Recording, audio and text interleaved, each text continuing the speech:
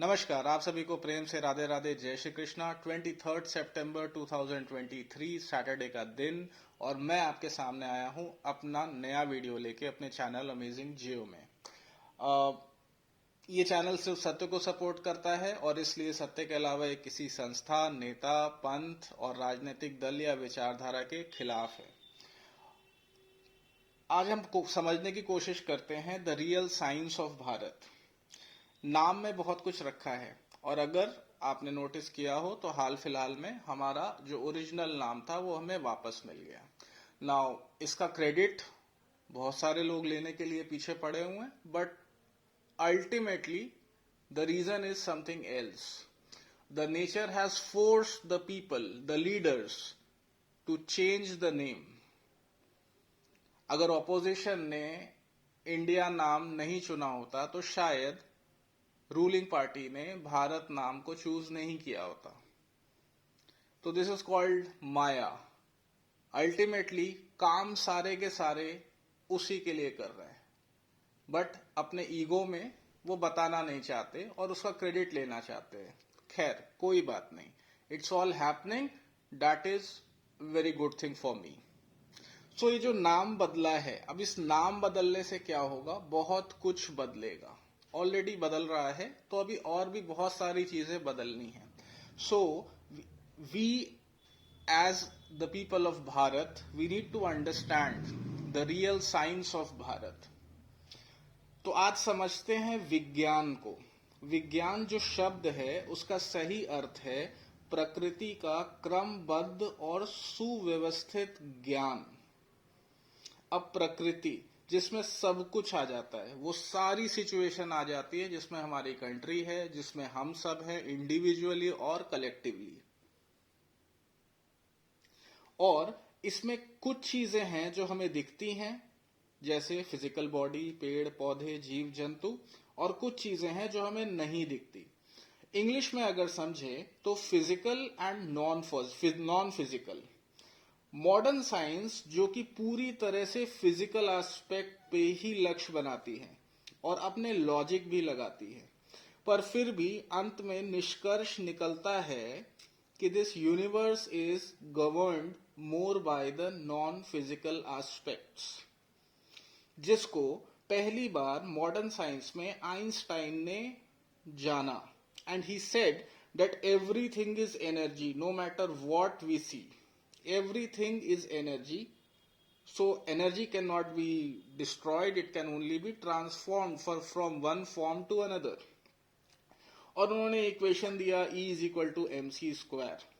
He became very famous for this. अब तक के सबसे ज्यादा इंटेलिजेंट आदमी का खिताब दिया गया इन्हें, और फिर जीते जी छोड़ो, मरने के बाद भी बेचारे के दिमाग को 8 टुकड़ों में काट के रिसर्च किया गया, पर फिर भी मिला कुछ नहीं। और अगर हम इस क्यों पे जाएं, क्यों नहीं मिला, तो सबसे पहले जो बात आएगी, that if everything is energy then one thing is for sure. अगर इसे समझना है तो इक्वेशन छोड़ के हमें इसका अनुभव करना पड़ेगा।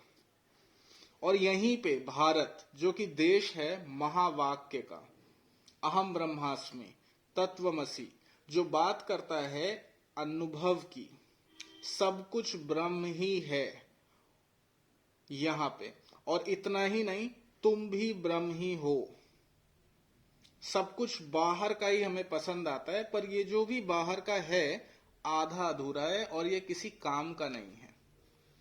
बट फिर भी हमारे देश का बच्चा बच्चा आइंस्टाइन को जानता है, पर रमन महर्षि, आदि शंकराचार्य को नहीं जानता, क्योंकि उन्हें संत समझा जाता है, someone who renounced the world and went and started living aesthetic life. But ऐसा कुछ नहीं है। ये वो लोग हैं जिन्होंने असली विज्ञान को समझा और पूरा समझा, और कई भाष्य और उपनिषद द्वारा जन जन को सुलभ मार्ग दिखाया। India is land of experiential learning, and in fact master in that. Bharat, this is Bharat. पर हम समझते नहीं हैं। क्यों समझना चाहिए, इसे समझते हैं। आइंस्टाइन ने कहा सब कुछ यहां एनर्जी है, पर कंक्लूजन नहीं पता।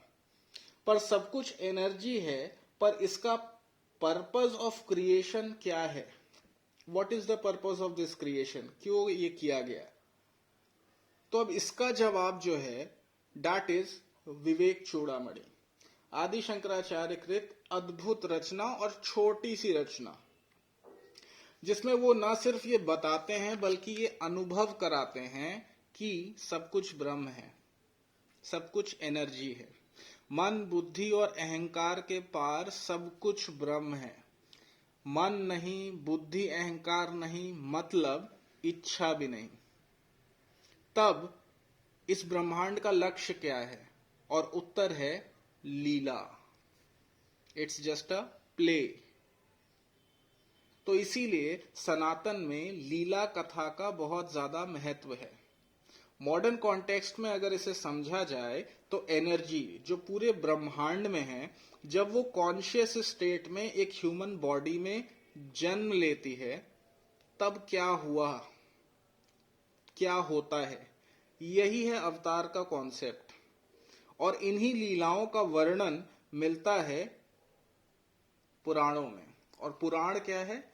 उस समय के जो हमारे ऋषि थे, उन्होंने लाइव इन चीजों को देखा और देखने के बाद अपने एक्सपीरियंसेस को उन्होंने लिखा। This is what is Purana. And similarly Ramayana, Mahabharata. तो रियल इतिहास जो है वो यहीं से हमें समझ में आएगा। तो actual history of human evolution अगर जानना हो तो हमें जानना चाहिए दशावतार को, जहां पे मत्स्य, कूर्म, वराह, नरसिंह, वामन, परशुराम के बाद आए श्री राम। यहां तक का जो इवोल्यूशन प्रोसेस था वो अभी कंप्लीट नहीं था। कंप्लीशन यहां पे आया है। और श्री राम ने हमें सिखाया मर्यादा। इनको बोला जाता है मर्यादा पुरुषोत्तम Ram, that how a human should live. फिर और इसके बाद श्री कृष्ण आए। श्री कृष्ण ने दिया वो अनंत ज्ञान, और वो ज्ञान के साथ साथ उन्होंने ये समझाया कि ये प्रेम जिससे ये पूरी दुनिया चल रही है, वो प्रेम का तत्व क्या है, what is the essence of love. उसके बाद भी बुद्ध अवतार होता है जिसमें उन्होंने शांति का ज्ञान दिया, शांति का रास्ता दिखाया। पर उसके बाद भी आज ये धरती और प्रकृति को इंसानों ने अपने स्वार्थ के लिए बस मजाक समझ रखा है। और तो और इस अनंत ज्ञान तक पहुंचने का रास्ता भी बंद कर रखा है, जगह जगह दुकानें खोल के। खैर चलिए, अब समझिए कि इन एक्चुअल हुआ क्या है। ये जो एनर्जी है ना, हर जगह जिसे ब्रह्म कहते हैं, परिवर्तन यहीं पे हो गया है।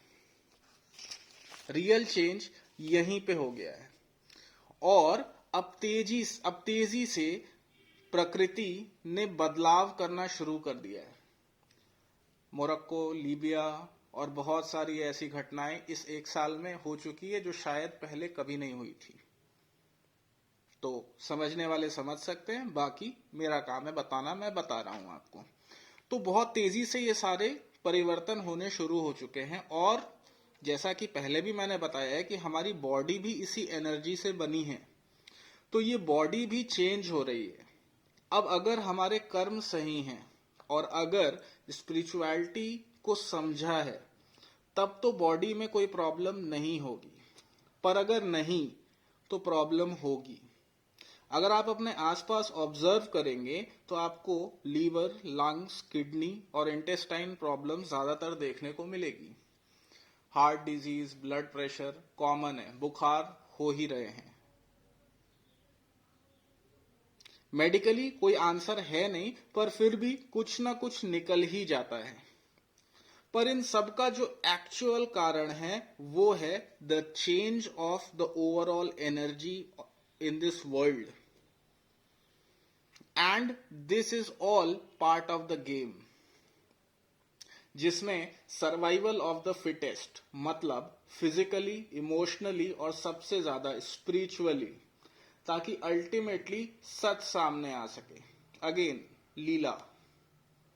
तो ये सारी जो उथल पुथल है ये सिर्फ सच के लिए ही है, चाहे वो पॉलिटिकल दिखे, वॉर्स का दिखे, कुछ भी दिखे, इट्स ऑल बिकॉज सच अपने आप ही सामने आएगा। अचानक से हर जगह स्पिरिचुअलिटी पे बात भी हो रही है, पर ज्यादातर कैसे आप अमीर बन सकते हैं, किसी को परेशान कर सकते हैं और पता नहीं क्या क्या। पर यह भी इसीलिए ताकि जो सच हो, सच्चा हो, वही आगे बढ़ सके। And it's all about experience. लिखी पढ़ी बातों से कुछ नहीं होने वाला, एक्सपीरियंस करना ही पड़ेगा।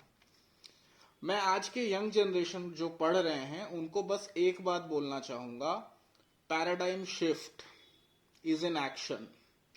तो मेंटल ट्रॉमा, डिप्रेशन, पैनिक और बहुत सी ऐसी सिचुएशन क्रिएट होगी, तो इसे बस take it as a challenge and don't give up.